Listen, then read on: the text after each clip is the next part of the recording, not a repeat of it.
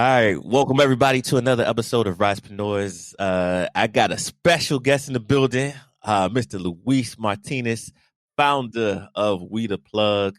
Man, I feel like we've been in this game for years, my brother.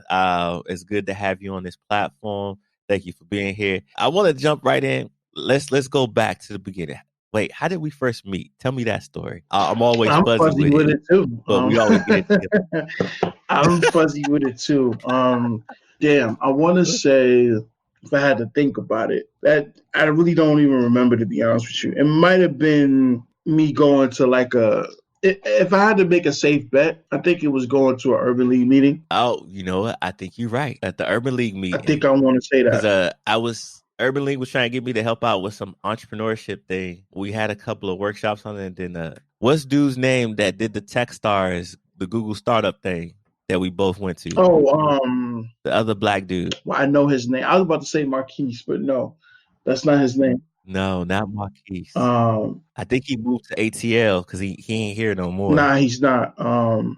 Marcus. Ah, man. I think his name is Was it Marcus. Marcus? Yeah. Oh yeah, Marcus. Yeah. And then we did the event together and we won that joint. Exactly. Yeah. Took the whole event. But I think that might have been. I'm gonna be honest with you. That might have been the first time we formally met. I think we met prior to that. Yeah, I think we met. I think just gotcha. running through, and then we formally met there, and then our first like extended time having a conversation dialogue is when we did that event. So yeah. Yeah. So let's dive right in. Who is Luis Martinez? How'd you get into entrepreneurship? What's We the Plug? I don't know. Where we want to start at for the people? We could start how I landed. How I got to San Diego. We could start there. Yeah. How did you get? Because you Brooklyn, right? Yes. Brooklyn all day, every day. So. What's up with the Nets? They about to do some big I'm not a things Nets fan, so I wouldn't know. So. Oh, okay. All right. We'll skip that part. So how did a Brooklyn guy get out here to San Diego? I was in the military. I was in the Navy for 4 years, and I took a long, hard look at how New York was back then. I'm like, I'm not going back to that. So no way, no how. So to really be honest with you, to be transparent, I felt like if I would have went back, I would have regressed. And it was like, okay, I moved out of my house, right? I was in the military. It was a necessary evil. That's a whole nother story. But I didn't want to go home with nothing. It was like, okay, I had fun for 4 years and I came back. I didn't want to do that. So I was like, nah, I got to try something different. So I ended up staying and I went back to school. And I just was like, I'm just go back to school and then figure my life out from there. I was doing that, and through the midst of, graduating and doing certain internships, I worked for the U.S. Attorney's Office at the time. I did a little stint. I actually went back to go play basketball in 2016. So I did that, I know. I saw some pictures of that, getting your professional ball on. Yeah, so I did that for a while. I had to get that out of the system. And once I did that, I was like, all right, I'm good with that. It's time to move on to the next thing. Now, I always wanted to be an entrepreneur. When I was in my early 20s, let's go back for a second. I sold Kirby's. And if anyone know what Kirby's is, Kirby's are vacuum cleaners. So this was early 2000. No, matter of fact, this was late 90s. I still was in high school and I was selling Kirby vacuum cleaners. And so you would go neighborhood to neighborhood selling the Kirby's. And, I sold a couple, made a couple dollars and, it was cool. Then at the turn of the century, this is like 2002, 2003. This is when the internet was really coming of age, and I ended up selling like internet and phone service. So I don't know if you remember back in the day where you could buy the internet and the phone, and it was something internet and phone and a whole bunch. It was like a bundle at the time, and and this is when dial-up was still like dial-up, and terrible days, I know. So I would sell that and do that group. And it was actually a high school classmate of mine that put me on to that. And so he kind of introduced me to like the entrepreneurship game. And now, funny story. Now he lives in Atlanta, and he's like huge when it comes to like the resale market. Like he goes to stores and he gets clothes and he resells them, and he makes a lot of money online with them now. So like he's like the man. Yeah. I gotta find the article, but Sean Bartley, that's his name. And so I owe a lot to him because he showed me a lot. Like he put me onto his friends, and his friends, they lived in mansions. So we used to go to Long Island and they used to throw parties at this crib.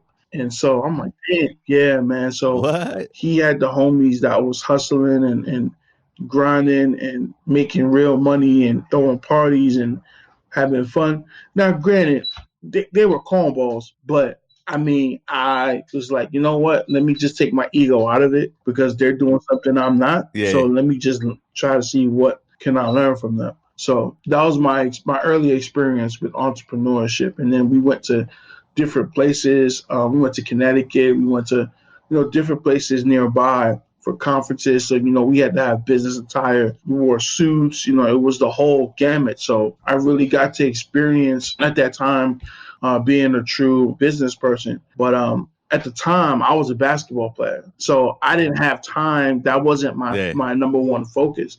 I knew if I would have focused on that just by itself, I would have been successful. Even though it was MLM, like I was going to keep it real, but it opened my eyes to other opportunities. So fast forwarding into 2012, when I got out, I said, I'm going to go back to that. But first, let me just go to school. Let me establish myself, blah, blah, blah. And once I graduated from grad school, first I got my bachelor. I finished my bachelor's. Then I got my master's. Then after that, on that, I gotta give you kudos for that because we don't got too many brothers out here doing the grad school thing. So I gotta give flowers. Appreciate that. So after I did that, I was trying to find a gig, but I couldn't find one, and I was having the toughest time just looking for a job. I mean, I applied to everything in their mother. Like I was applying. I can't even tell you. So One thing I did learn from my drought when I was in New York, when I couldn't find a job, is I said to myself, because the first time I sulked, I complained, I got depressed, right? So this time I said, I'm not going to do that. I'm not going to fall into that same trap. Mm-hmm. I'm going to make myself valuable in the market. So what I did was I said, you know what? I'm going to go out and I'm a network. I intentionally said to myself, okay, I'm going to intentionally network because I'm tired of not having any friends. I'm not getting nowhere professionally. So not necessarily friends. I meant more like colleagues and people that can vouch for me, I guess. So I was speaking along those terms. Yeah, a good professional network. Exactly, because I got sick and tired of, I'm not even lying right now. I would get to like fill out an application. I would get out to the references part and I would be like, should I put my mother? I'm serious. Like I didn't know anybody. So it got that bad. So because by nature I'm an introvert. I just stay in my corner and be by myself. So I had to learn to get myself out of that. So December of 2017, around this time, 3 years ago, I said to myself, okay, I got to get out there. I got to start talking to people.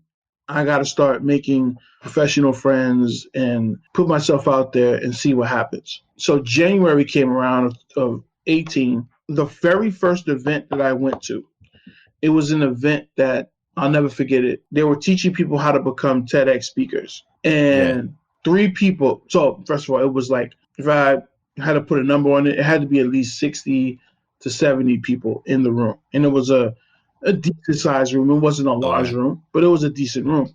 And so it felt like there was a lot of people in the room because it wasn't like, and so out of all those people, there was 3 Black people in the room. It was me. Wow. It was this other lady who she's like a motivational speaker. And so when we got to, I guess, the mingling part, you got to bravely say, hello, how you doing? So the third person that was there, I said, okay, she seems like she's competent. Okay. I'll just go up and just say hello. I said hello. We sparked up a conversation. We were talking about different things and professionally and all that. And then we exchanged information. We talked about the event, and that's something that we wanted to do is be TEDx speakers. And so we ended up talking for about going back and forth on email. I said, you know what? Okay. She told me that she does implementations, and so I said, you know what? Let me hire you because I don't know what to do in my life right now, and I need some direction. So I ended up hiring her as a consultant. It was a situation where like I would go to the session in person, and we would just map out, what I want to do with my life. We would map it out. I told her, hey, I want to, do this. I want to do that. I want to be an entrepreneur. I want to do all these different things. She was like, well, who do you know?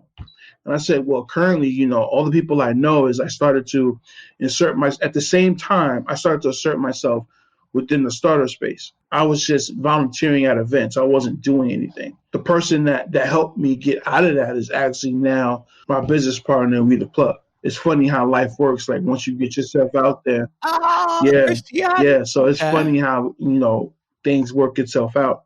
That's history with that. The Now, rest is history. for like a year and a half, I just was volunteering at startup events. Like, I mean, I would be serving food. Would be escorting people to their seats. And then you know how it is when you go to events, you meet people and you start seeing their face over and over again at different functions. Eventually, after enough times, people will come up to you and be like, hey, I see you all the time. Like, what do you do? And you're like, oh, I don't have nothing. I just love the space, and I just want to meet new people. So through that, I end up cultivating relationships, genuine relationships, because especially with some of the investors, because I didn't have nothing, so I wasn't trying to like get in the room with them, for whatever reason. It was kind of my way of throwing a Hail Mary, I guess. And then I got an opportunity. Once I started being around, I started assessing what were the issues, not the issues, the pain points, or something that I can contribute to that no one else is really contributing to. So I saw that, every time I go to these events, it's like me and some other token black dude that I have. Oh, ain't that always the truth though? Like every time, like even the one we was at, we was like, probably we could count it on one hand how many up there of us was at that event. But even if like, all right, so even if I do go to, the funny thing is, I could go to a Nesby event and have nothing in common with all the dudes in there. Really? You gotta understand too. Most of them, they went to high school, they went straight to college, they had a pretty decent environment life. They started working, and after they left school, and that was it. No, I'm a project kid. Our lives are different. So I'm a project kid too, so I definitely understand that journey. Yeah, so our lives are different. Going in there and you shaking their hand. Oh, you trying to give them that, and they're shaking your hand, and it's like, okay, this is weird. You ever get that awkward one when they come in and you do like one of these for a second? You go up, down, like, all right, what's he doing? I'm trying to figure it out. It's that weird thing with that. So, but anyway, so I just started volunteering with Startup San Diego, and then when it was time for me to really assert myself into the fray is where I realized that they didn't really have any program for, the black founders. I kind of asked about that. I was like, yo, what's up with, it's not really diverse. Like, you know what I mean? Like you should put them. Yeah. And they kind of was like, okay, if that's something you're interested in doing, you should go ahead and do it because, we've been trying to do it. We just don't know how to do it.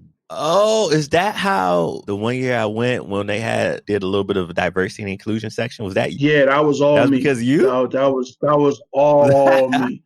So funny story about that. When I went to Startup Week the very first time, it was the Friday. So usually like they have the events Monday through Thursday, and then Friday they have the startup fair. And during the startup fair, they had like different booths of different companies and blah, blah, blah. So I'm just standing there, just kind of taking everything in. I don't know anybody. It was my first Startup Week. And a guy comes kind of tall, comes up to me and goes, hey, what's going on? How are you liking, the conference and everything.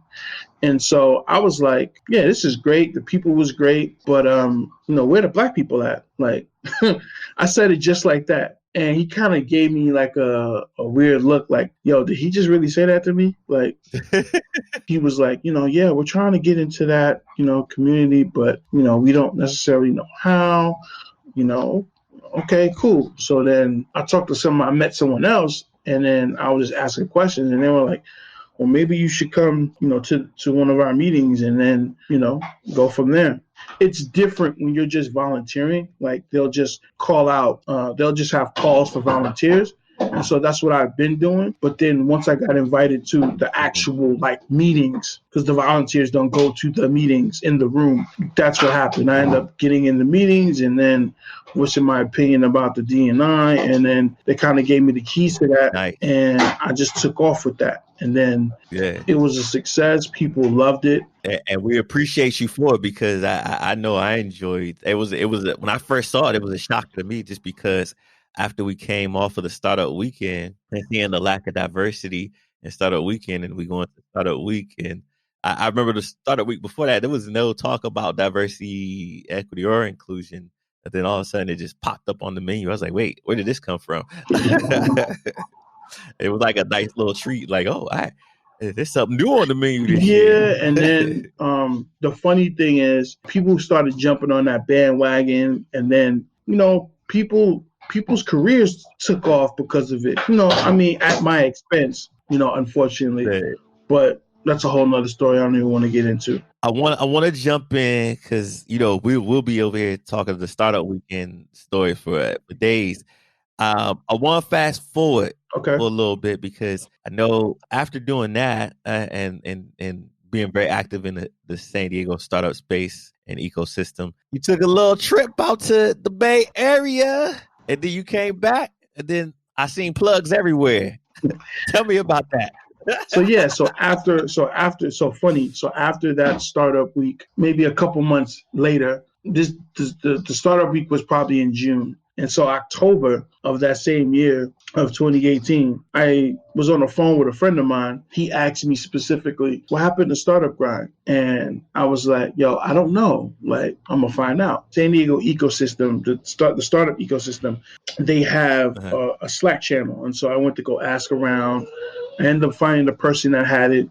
They weren't doing anything with it. And so she was like, hey, right now, I got a family, I got a newborn, I just got married. Hey, I could definitely recommend you to take it over. So I had to go through the whole interview process and everything.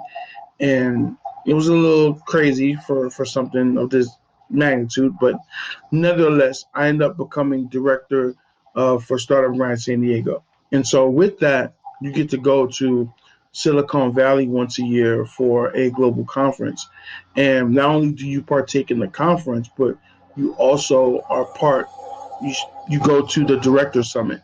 So basically you're there all week. Even though the conference is 2 days, the rest of the 3 days are for the directors. And so they train directors on how to run their chapters and training sessions, blah, blah, blah, whatever. Camaraderie, all that good stuff, morale. So I went up there in 2019, and I was like, okay, I need to talk to Black and Brown Latinx founders about their pain points, because I'm trying to see something. So the first night I was there, I put an Eventbrite and just said, hey, Black founders and meetup. That's all I put. Come meet other Black founders, network, blah, blah, blah. Simple, 1, 2, 3. What I did was, and this is a hack for anyone that wants to know how I did it, every conference now has an app. And get on the app at least a week before the actual event, you'll notice that there's already people signed up. You already know who's going to the event.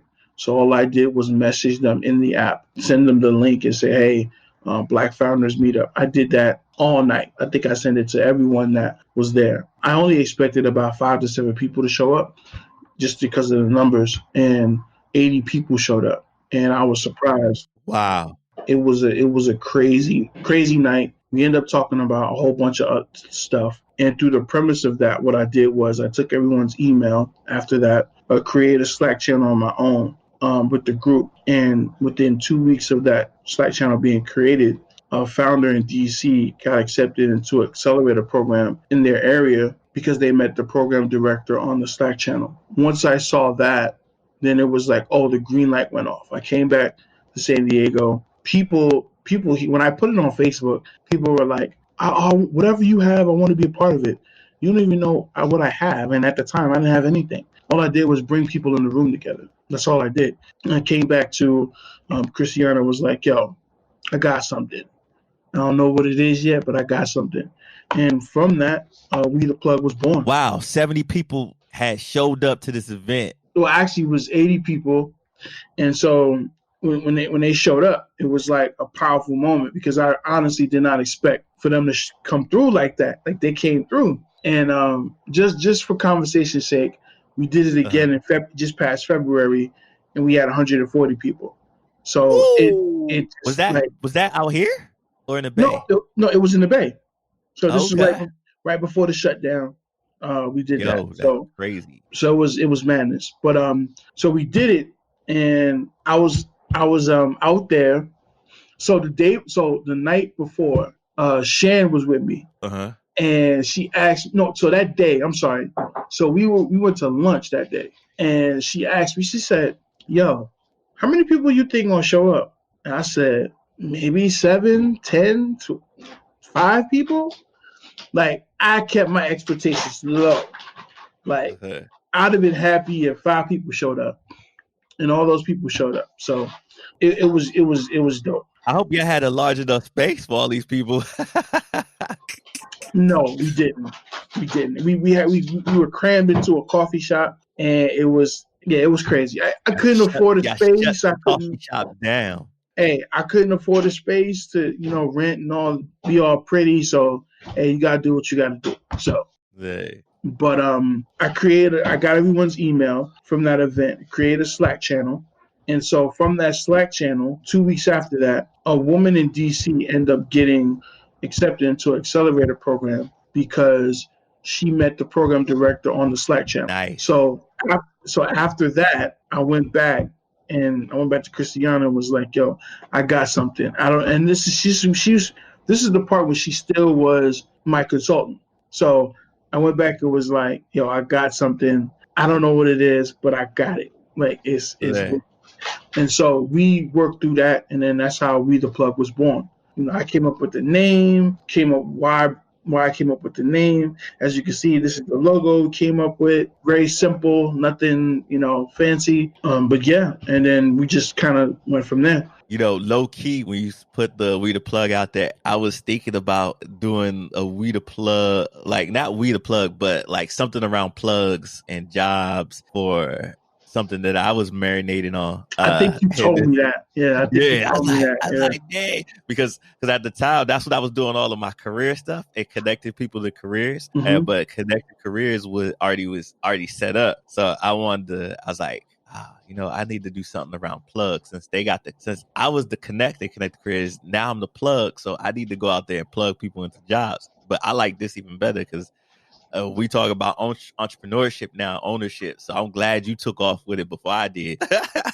Yeah. So check this out. Another sidebar. So I had a matter of fact, I still have the video recording. I did a Zoom meeting with a lot of the people that were there the first time. So I have it recorded on my computer. When I came to them with the idea, they all shut me down. I said, I'm thinking about calling the company We the Plug. They all shut me down. Every last one of them. Down? There's this woman. She's a data scientist. Her name is Sherelle Dorsey, and she runs The Plug. So The Plug it's like a newsletter for. I don't want to say a newsletter. That's kind of low key, but she's like a media company. And what she does is it's a newsletter and a media company for Black tech professionals and entrepreneurs. She does a lot of data on Black entrepreneurship, especially in the tech space. She's definitely a dope person, but she's well known. Her newsletter is well known. Yeah. And so people shut me down with that. It was like, you can't name it that because, she already has The Plug. And so I went to Christiana with that. I said, I really want to name We the Plug, but this is what this is what they're telling me. Like, and she just was like, man, nobody cares about that. Like, this is what we gonna name it. I like the name, so we're gonna keep the name. Okay, cool. And then one day, probably a week later, she said, I need to talk to you. We met at a coffee shop, and she said, look, you've already gotten me a couple dollars in my pocket. So I connected her with a lot of people that put money in her pocket. So she was like, I see you have an extensive network. So this is what I'm willing to do. I want to do this We the Plug with you. And I was like, oh, okay. Like, how do you see yourself like in this equation? She said, I see myself as the CEO and partner. And I think with your strengths and my strengths, we can really do some things. Like, yeah, I agree. I was like, okay. Like, I was like, okay, well, let's that was a done deal. let's do that. Hey, when a black woman comes and says, "Hey, here's how I can help you, and here's what we could do," you say yes. Let's do that. Yeah, we just took off from there, and then so we was doing like monthly like meetups up until June of last year, and then June, this is when we did we partnered with Startup San Diego, and then we had our huge event where we had a women in tech panel, and then we had a pitch event. Yeah. And so that was huge. We got, ironically, 75 people to show up. I wouldn't expected it for our first signature event. Nice. Being that it's, I hate to say this, but being that it's San Diego, being that the content that was talked about, I was presently like surprised. It was a dope event. It was flooded. The food was good. Yeah. We got a lot of press out of it, which I didn't expect. I heard a lot of good things. They wrote about it in the Union Tribune and the Business Journal. They wrote about it everywhere. I felt like every time I picked up a media, whether it be a journal or Medium, I saw We the Plug in it somewhere. I was like, yo, he like everywhere right now. Yeah, so so from there we were transitioning, because before it was just like we're just a group, right? We made that transition, and then after that we started working with companies from across the country. So we had like a test group. So we had 5 companies, and what we did is we gave them like assessments to see where they were at, what stage they were at, right? And so just for those at home, you have like 3 different parts of early stage. You have the first part is just ideation. You have your idea. Then the second part is, okay, you know what your idea is, and you're building out your MVP. The third part of early stage is you have your MVP, and now you're trying to have proof of concept, and you're trying to acquire customers. So that's the third part. Yeah. And so we were trying to see where everyone is at. And once we figured where they were at, according to the assessment, then we would place them in different programs. Like, okay, you're in this stage. I think you should go to this program, this accelerator, this incubator, blah, blah, blah. But then we started running into issues with that. And we started seeing the disparities with the programming within that. You know what I'm saying? Like, it was one program where we sent someone to, which we'll rename nameless, but they had a clause in their contract basically saying, like, if you sell your company, like, you're going to give us 7%. And and mind you, they didn't give them any money nor resources after the fact. So it's one thing if I give you money, okay, first of all, 7% is way too high, but it's understandable that you would have a percentage of that if that's the case. It's still robbery. You want to return on your investment, right? Yeah. Like if I gave you, 500,000 and that helped you get to that next phase, I want to return on my investment. Yeah, like, and I understand that people want percentages. I have no issues with that. But 7, like, even for 100K, that's a lot. Like, you know what I'm saying? If you asking for 3 or 4, okay, we can, all right, that's manageable. But like 7, 8, if you're talking about 7, 8, you better be putting M's. Like, you know what I'm saying? Like, but yeah, so we ran into those issues, and we ran into other issues with cohorts telling members about different things. Like, for example, telling founders that, oh, you need to quit your day job in order for you to be taken seriously, to have investors see you as a business person, whatever that means. But yeah, that was a learning curve, and it was growing pains, but it was a learned experience. And so once we realized that was an issue, we're like, why are we wasting our time doing this? Like, we might as well just do this ourselves. So we end up switching, right? We end up I'm assuming this is how we the incubator formed. Is that where we going? Yeah, so this is how we the incubator was born, right? So we're like, yo, we just do this ourselves. And so in the beginning of 2020, we revamped We the Plug. So now we got three facets of We the Plug. Okay. So the first is We the Incubator. So that's going to be its own thing, right? That's going to be a nonprofit. Then you have We the Plug, where that's going to be programming, events, all that good stuff. The Plug X conference, our studio sessions, all that good stuff. And then we have We the Culture, where we have the content. Christiana has the Cafecito series. I have the Psychology of the Black Entrepreneur. And then which I'm excited about. Yes. So I'm gonna turn that into I'm gonna write a book. I'm gonna do a documentary on that. Like I'm going full throttle with that. We're gonna turn that into a production company, We the Culture, and then start creating content from that. So that's what we turned into right now. And so We the Incubator, we just finished last night our cohort. They had a demo night last night. We had a couple of VCs and contributors and stuff, people that was interested in our founders. And so we had 10 founders in the program, 9 finished. We had 2 international cohort members. So it was, so we learned a lot from that experience as well. And so we're actually in the process of revamping We the Plug once again. But that's what it is. That's what it's about. It's rinse, recycle, repeat. Like you gotta keep on refining it, because if not, if you don't evolve, if your product doesn't evolve, you don't evolve, then you stay stagnant, right? Mm-hmm. You don't want to get to the point where you obsolete. So I love that. I want to dive real quick into the psychology of an entrepreneur now, because I think this is a important, especially for Black founders.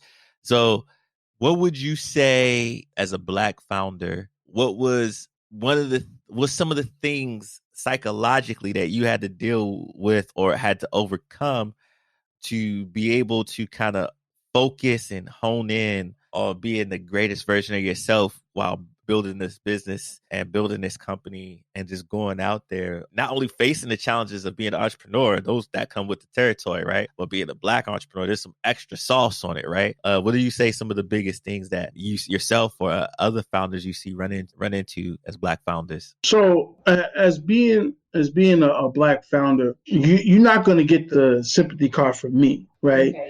This is what you sign up for. Yeah. I know a lot of people don't want to hear that. Like they want the sad story. They want I had to deal with a whole bunch of microaggressions, and I had to deal with a whole bunch of people not accepting me for who I am, and I've entered these rooms where I'm the only Black person in the room. You're just not gonna get no sympathy from me, like, because this is what this is. That's just how I feel. People have strong opinions about that, but I knew when I came into this space that that's what it was. When I first started doing stuff with Startup San Diego, I dealt with microaggressions and all that. But I'm gonna use a baseball term. I knew that fastball was coming. So once you know the fastball's coming, like I can hit that ball out of the park. You know what I'm saying? Yeah. The old saying, the Southern term, even though I'm not from the South, is it's not what they call you, it's what you answer to. You know what I'm saying? Ooh. Yeah, I hear what you're saying. So they can say all they want. Like I'm just like, okay, well, I'm gonna sit back and I'm gonna play chess. I'm not gonna play checkers. Right now, y'all playing checkers. I'm not gonna do that with y'all. I'm gonna play chess. I'm gonna make my moves quiet, subtle, stable. Do enough to get noticed, but not do too much. Just really stay below the radar. I love that. I love that. So what's three tips, rules, or advice you give to anybody getting into this entrepreneurship game? What do they need to do? 3 things. You better be tough as nails. All right, tough as nails. You better be tough as nails, because it's a drag. You know what I mean? It's a long-term fight, and you got to be able to last. So if you don't have the endurance, you're just not going to last. It's okay to put stuff down and come back to it. Okay. All right, put stuff down and come back to it. Yeah. So break that down. What do you mean by that? So sometimes you may have an idea or something that comes up that's great, and it may be the wrong time, it may be the wrong situation, and you might have to put that to the side. So it's okay to put it to the side, think about it, marinate on it, and then when you feel comfortable with progressing with that, whatever that is, then you pick that up again, right? Um, it's okay in certain instances. I don't believe in that as a whole, but in special cases, it's okay to do that. So Okay. be All right. selective with it. I don't want people to think to say, "Oh, I don't have," see, because I have the philosophy of I ain't got nothing, so I don't have the luxury of, oh well, I'm gonna just put this to the side. I don't believe in that. I don't see results. I keep working. That's just how I feel. Gotcha. Okay. Okay. I can dig that. Yeah, and try to get mentors. Surround yourself with people that know more than you. And why is that so important? Because I think we undervalue that, but why is that so important? Because you almost get a lesson in education and entrepreneurship. I mean, I spend so much time with people that know more than me that I think 2 weeks ago, I spent time with this project manager who's well known on LinkedIn. And I mean, he's a dope person in general, but he has no college degree, right? Uh-huh. And was a director for product at Salesforce. Let Wow. me let me say this again. He has no college degree as we speak, and he's reached that level.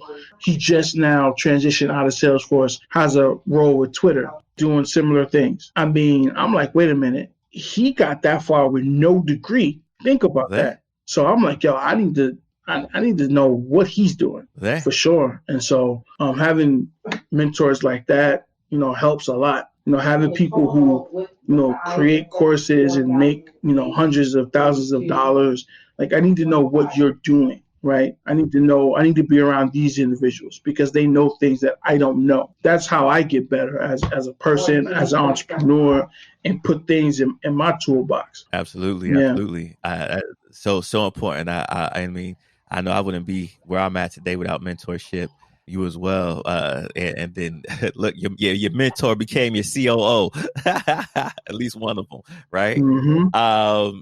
We could talk forever, but I don't want to make this a super long podcast. I want you to give, because me and you both project babies. We me DC, you New York.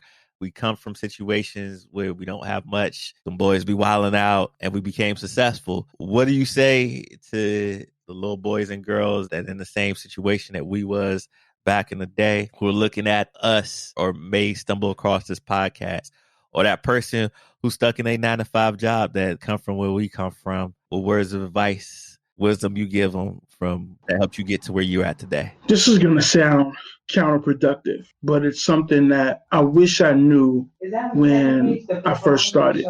Well, I didn't know, but that's all another story. Downgrade. Downgrade. Mm-hmm. Okay. You got to take 2 steps down in order to take 5 steps forward. What I mean by that is if you're an entrepreneur and you're starting your company, you live, I don't know, let's just say, for example, because we're in San Diego, so you would know what I mean. Let's say you live in Eastlake. Yeah. And, you want to start your company and you don't have that much money in capital, right? You have an apartment in Eastlake. Right, no, I know. You might want to consider moving out of Eastlake and moving into City Heights. And that's what I mean by downgrade. So your expenses, your burn rate should be lower. So that way you put more money into your business. And what I see a lot of times is that a lot of founders, they'll get minimal success and they'll be satisfied. And so they'll go move downtown. They'll go move here and there. They'll flame out within a couple of years. And it's like, well, I know a couple of people that come to mind like, all right, you should have got your apartment in National City or City Heights and built from there. And then when you get to a certain point, then you move up. You know what I'm saying? But it's all about sacrifices. You can't get to that point without making sacrifices. That's just point blank.